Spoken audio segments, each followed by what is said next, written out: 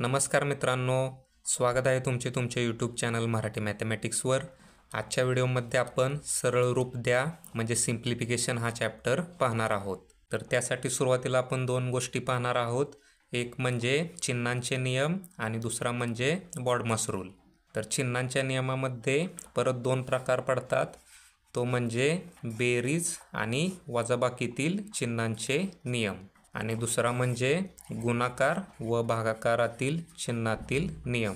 तर सुरुवातीला बेरीज व वजाबाकीतील चिन्हांच्या नियमामध्ये बघितले तर पहिला नियम होईल, जर दिलेल्या दोन्ही संख्या धन असतील तर त्या दोन संख्यांची बेरीज होणार आणि उत्तराला चिन्ह हे धन चिन्ह येणार। त्यानंतर दुसरा नियम, जर दिलेल्या दोन संख्यांमधील पहिली संख्या धन असेल आणि दुसरी संख्या ऋण असेल तर त्या दोन संख्यांची वजाबाकी होणार आणि उत्तराला चिन्ह येणार ते मोठ्या संख्येचे चिन्ह येणार आहे।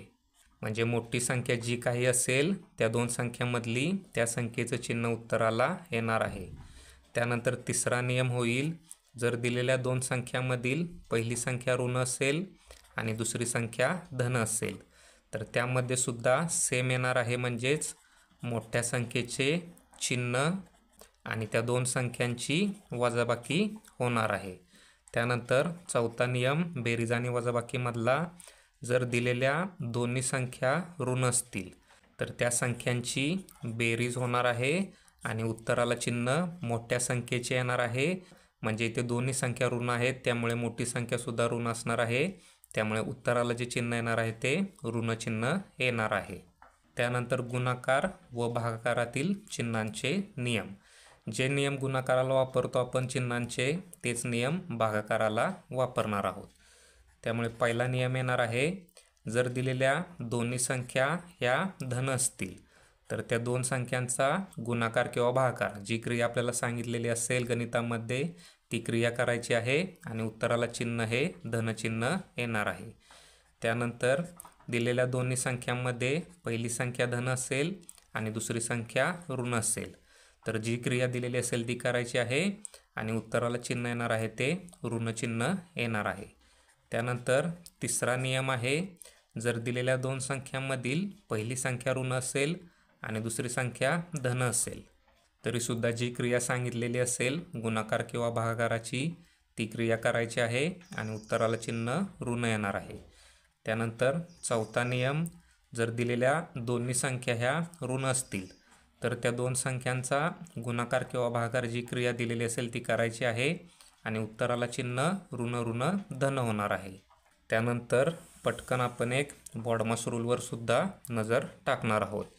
तर बॉडमास रूलसाठी सुरुवातीला आपण उभे या प्रकारे बॉडमास लिहून घेतले। त्यानंतर बी म्हणजे ब्रॅकेट, ब्रॅकेट म्हणजे कंस आणि कंसामध्ये चार प्रकार येतात। पहिला म्हणजे रेखा कंस, त्यानंतर साधा कंस, त्यानंतर महिरपी कंस आणि त्यानंतर चौकटी कंस। तर या प्रकारे क्रमानुसार आपण कंस सोडवायचे आहेत। त्यानंतर ओ म्हणजे ऑफ, ऑफ म्हणजे दिलेल्या संख्येचा वर्ग, वर्गमूळ, त्याचप्रकारे घन, घनमूळ या प्रकारच्या क्रिया असतात त्या ऑफमध्ये येतात। त्यानंतर डी, डी म्हणजे डिव्हिजन, डिव्हिजन म्हणजे भागाकार। त्यानंतर एम म्हणजे मल्टिप्लिकेशन आणि मल्टिप्लिकेशन म्हणजे गुणाकार। त्यानंतर ए म्हणजे ॲडिशन म्हणजे बेरीज आणि शेवटी एस म्हणजे सबट्रॅक्शन म्हणजे वजाबाकी। तर या दोन गोष्टी जर आपल्याला माहिती असतील म्हणजे बॉडमास रूल आणि चिन्हांचे नियम, तर आपल्याला सरळ रूप देण्यासाठी सोपे जाते। पहिले उदाहरण, 2 गुणिले रेखा कंसात 4 वजा 2, तर इथे गुणाकार आहे आणि वजाबाकी आहे। तर या दोन क्रियांमध्ये सुरुवातीला आपण गुणाकाराची क्रिया करतो, परंतु इथे 4 वजा 2 हे रेखा कंसात आहे, त्यामुळे सुरुवातीला आपण इथे कंसामध्ये रेखा कंस दिलेला आहे, त्यामुळे सुरुवातीला 4 वजा 2 ही क्रिया आपल्याला करावी लागणार आहे।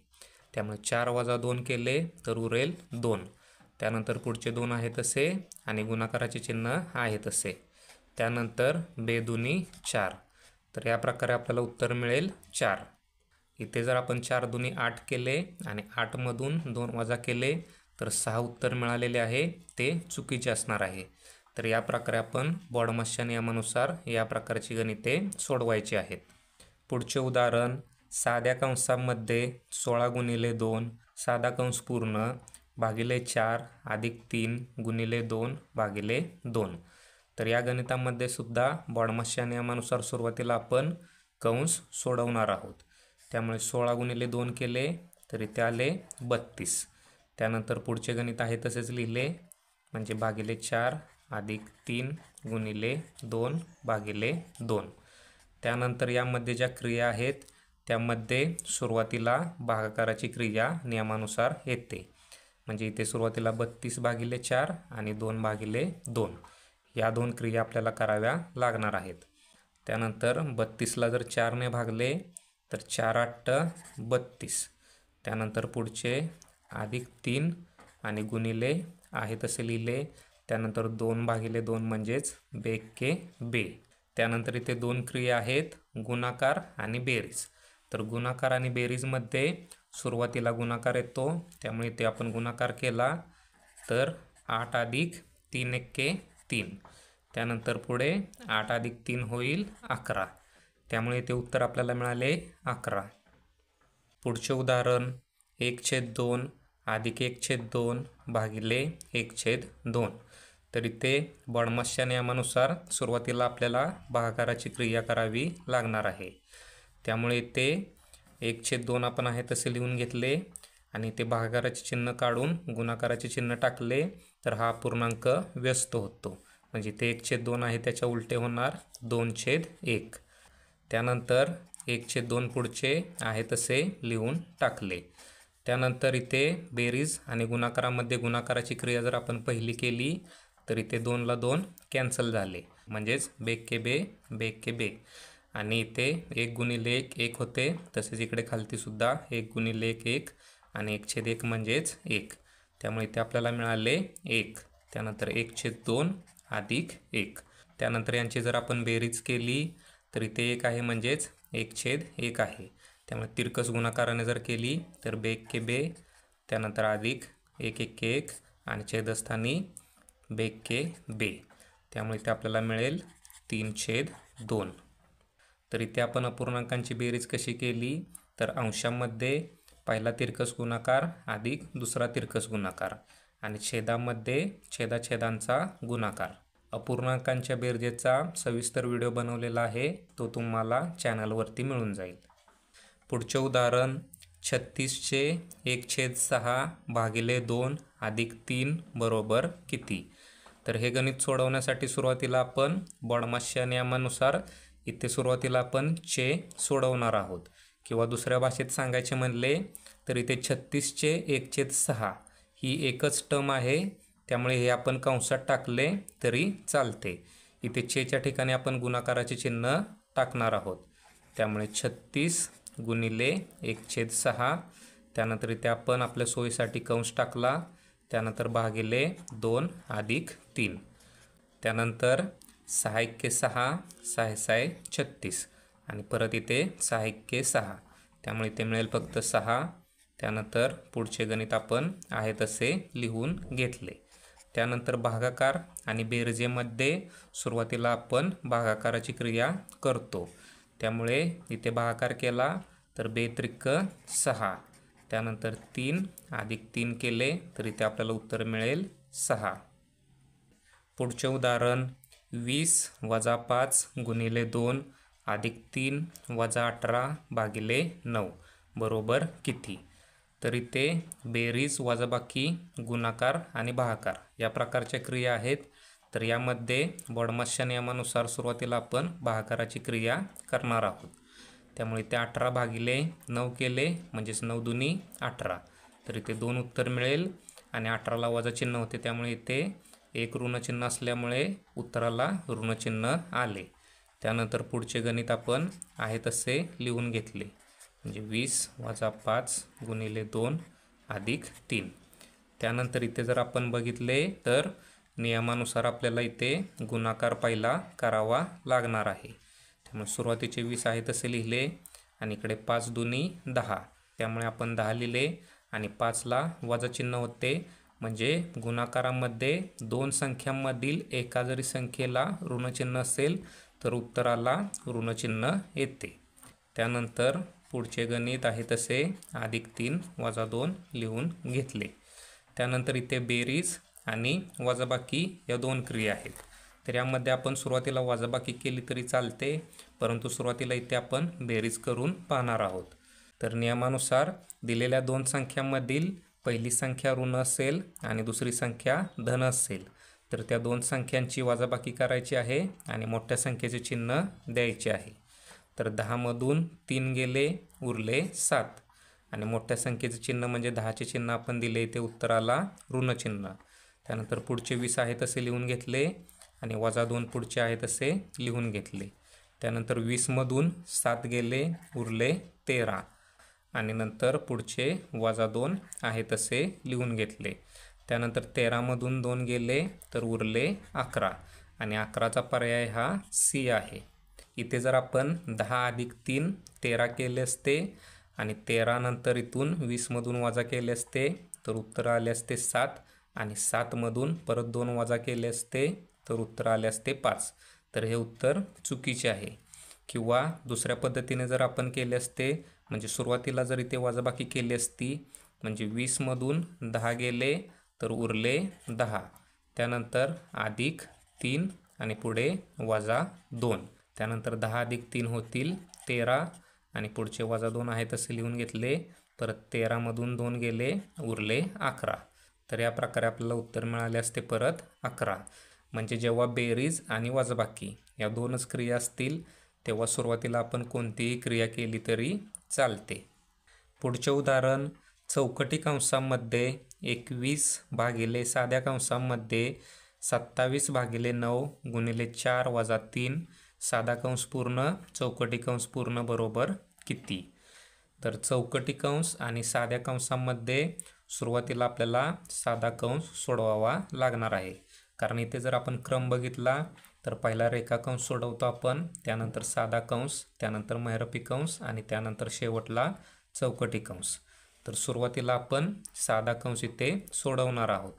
आणि साध्या कंसामध्ये सुद्धा 3 क्रिया आहेत, त्या म्हणजे भागाकार, गुणाकार आणि वजाबाकी. तर या 3 क्रियांमध्ये सुरुवातीला आपल्याला भागाकाराची क्रिया करावी लागणार आहे.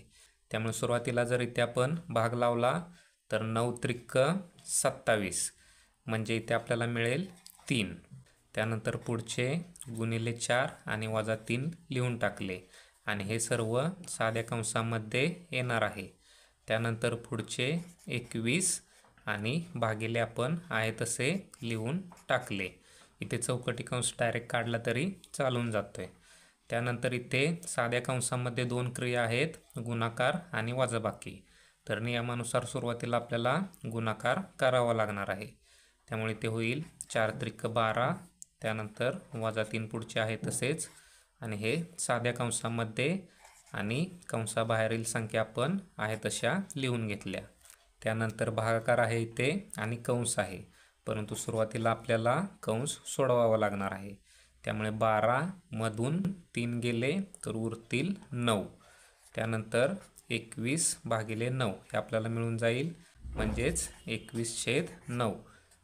त्यानंतर इथे जर 3 ने भाग लावला तर 3 × 9 आणि 3 × 7 21, म्हणजे इथे आपल्याला 7/3 हे उत्तर मिळेल आणि 7/3चा पर्याय क्रमांक बी आहे. पुढचे उदाहरण 100 + 100 भागिले 100 बरोबर किती? आणि हा तलाठी भरतीला विचारलेला प्रश्न आहे. तर येथे 2 क्रिया आहेत, पहिली म्हणजे बेरीज आणि दुसरी म्हणजे भागाकाराची क्रिया. तर इथे सुरुवातीला आपल्याला भागाकार करावा लागणार आहे.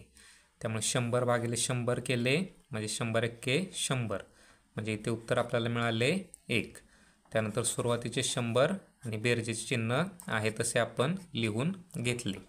त्यानंतर 100 + 1 होतील 101, त्यामुळे इथे उत्तर आपल्याला मिळाले 101 आणि 101चा पर्याय हा ए आहे. इथे जर आपण डायरेक्ट केले म्हणजे 100 + 100 200 आणि 200 भागिले 100 केले म्हणजे 2 येईल, परंतु हे चुकीचे उत्तर आहे, कारण हे आपण बॉडमासच्या नियमानुसार सोडवलेले नाही. त्यामुळे बरोबर उत्तर 101 आहे या पद्धतीने. आणि हेच जर आपण कॅल्क्युलेटरमध्ये टाकले तरीसुद्धा आपल्याला हेच उत्तर मिळणार आहे. पुढचे उदाहरण 5 साध्या कंसामध्ये 0.1चा वर्ग साधा कंस पूर्ण गुणिले दुसऱ्या साध्या कंसात 0.5 बरोबर किती. तर सुरुवातीला इथे आपल्याला कंसामधले क्रिया कराव्या लागणार आहेत. तर वर्ग करताना जर पॉईंटमधील संख्या असेल तर जेवढी दशांशस्थळ असतील त्याच्या दुप्पट वर्गसंख्येमध्ये येतात. म्हणजे इथे 1 दशांशस्थळ आहे तर वर्गामध्ये 2 दशांशस्थळ असतील आणि 1चा वर्ग येतो 1 आणि ते 2 दशांशस्थळ म्हणजे 0.01. या प्रकारे 0.1चा वर्ग येणार आहे. त्यानंतर गुणिले 0.5 आहे तसेच आणि अंशस्थानचे 5सुद्धा आहे तसेच लिहून टाकले. त्यानंतर इथे सुरुवातीला आपल्याला गुणाकार करावा लागणार आहे आणि गुणाकार करताना जेवढी दशांशस्थळे असतील त्यांची बेरीज होते. म्हणजे इथे 2 दशांशस्थळ आणि इथे 1 म्हणजे 2 आणि 1 3 दशांशस्थळे उत्तराला असणार आहेत. आणि डायरेक्ट गुणाकार केला तर 5 एक्के 5 आणि 3 दशांशस्थळ म्हणजे या प्रकारे 0.005 आपल्याला छेदस्थानी मिळून जाणार आहे. त्यानंतर अंशस्थानचे 5 आपण आहे तसे लिहून घेतले. त्यानंतर इथून पुढे जर आपण ट्रिकने गणित सोडवले तर हे 5 आहे ते आपण 5.000 या प्रकारे सुद्धा लिहू शकतो. छेदस्थानी जर इथे आपण बघितले तर या पॉईंटनंतर 3 दशांशस्थळ आहेत. त्यामुळे जर हा पॉईंट आपण 3 घरे उजवीकडे सरकवला तर आपल्याला अंशस्थानचा पॉईंटसुद्धा 3 घरे उजवीकडे सरकवावा लागतो. त्यामुळे इथे अंशस्थानी आपल्याला मिळून जाईल 5000 आणि छेदस्थानी मिळून जाईल 5. हा पॉईंट इथून इथे आला तर 5.0 होईल म्हणजेच 5. आता हे आपण ट्रिकने सोडवले.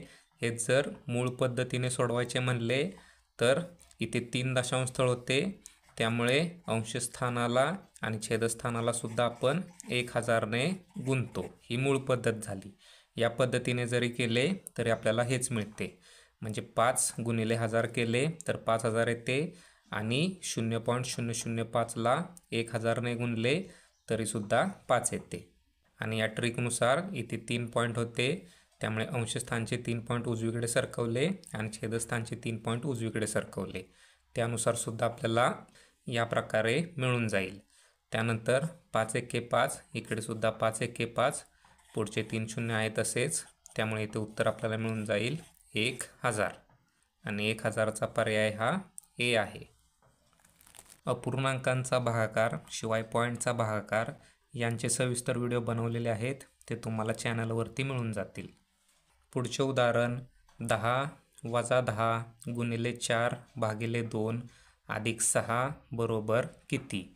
तर बॉडमासच्या नियमानुसार सुरुवातीला इथे आपल्याला भागाकाराची क्रिया करावी लागणार आहे. त्यामुळे 4 भागिले 2 म्हणजेच इथे बेदुनी 4, 2 आपल्याला मिळून जाईल. त्यानंतर पुढचे गणित आपण आहे तसे लिहून घेतले. त्यानंतर इथे गुणाकार, बेरीज आणि वजाबाकी या 3 क्रिया आहेत. त्यामध्ये सुरुवातीला आपल्याला गुणाकार करावा लागणार आहे. त्यामुळे 10 दुनी होईल 20 आणि इथे गुणाकारामध्ये दिलेल्या 2 संख्यांपैकी एका संख्येला ऋणचिन्ह आहे आणि दुसऱ्या संख्येला धनचिन्ह आहे. त्यामुळे उत्तराला ऋणचिन्ह येणार आहे. त्यानंतर पुढचे 10 आहे तसे लिहिले आणि पुढचे अधिक 6 सुद्धा आहे तसे लिहून टाकले. त्यानंतर इथे फक्त बेरीज आणि वजाबाकी या 2च क्रिया आहेत. तर यामध्ये कोणतीही क्रिया पहिली केली तरी चालते, परंतु सुरुवातीला आपण इथे बेरीज करणार आहोत. तर -20 अधिक 6 म्हणजे दिलेल्या 2 संख्यांमध्ये पहिली संख्या ऋण आहे आणि दुसरी संख्या धन आहे. तर अशा वेळी त्या 2 संख्यांची वजाबाकी करायची आहे. म्हणजे 20 मधून 6 गेले तर उरले 14 आणि उत्तराला चिन्ह येणार आहे ते मोठ्या संख्येचं चिन्ह. म्हणजे 6 आणि 20 मध्ये मोठी संख्या 20 आहे, त्यामुळे उत्तराला चिन्ह येणार आहे 20चं ऋणचिन्ह. त्यानंतर पुढचे 10 पण आहे तसे लिहून टाकले. त्यानंतर 10 वजा 14 म्हणजेच इथे अधिक 10 वजा 14 आहे. म्हणजे दिलेल्या 2 संख्यांमध्ये पहिल्या संख्येला धनचिन्ह आहे आणि दुसऱ्या संख्येला ऋणचिन्ह आहे. अशा वेळी त्या दोन संख्यांची वजाबाकी करायची. म्हणजेच 14 मधून 10 गेले, उरले 4 आणि उत्तराला चिन्ह मोठ्या संख्येचे द्यायचे आहे आणि मोठ्या संख्येला म्हणजे 14ला इथे ऋणचिन्ह आहे, त्यामुळे उत्तराला इथे ऋणचिन्ह येणार आहे. त्यामुळे उत्तर आपल्याला मिळून जाईल इथे ऋण 4 आणि ऋण 4चा पर्याय हा बी आहे. तर या प्रकारे आपण सरळ रूप द्या हा चॅप्टर पाहिलेला आहे. हा व्हिडिओ तुम्हाला कसा वाटला ते खाली दिलेल्या कमेंट बॉक्समध्ये कमेंट करा. व्हिडिओ आवडला असेल तर लाईक करा, शेअर करा आणि चॅनलला सबस्क्राईब करा. धन्यवाद.